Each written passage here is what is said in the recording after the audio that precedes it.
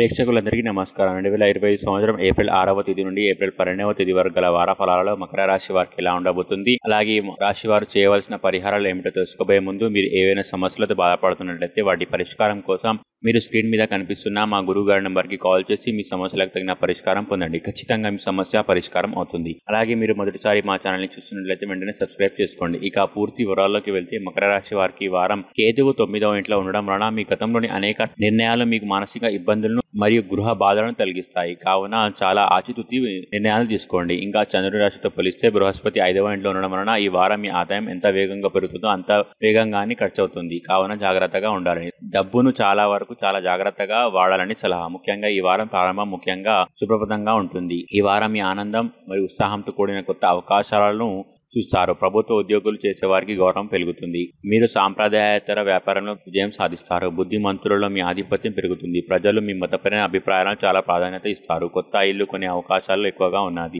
మీరు సామాజిక సేవలో పాల్గొనవచ్చు.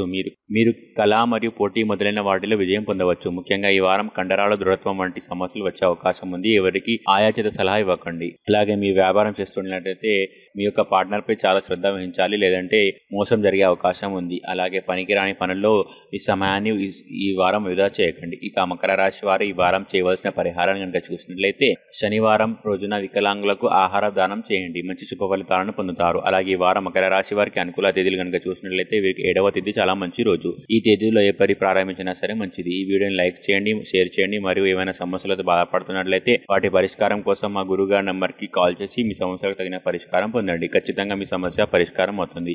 ఇంకా మీరు అనుకున్నటువంటి అన్ని పనుల్లో కూడా అంతా మంచి జరగాలని కోరుకుంటూ సర్వే జనా సుఖినో భవంతు.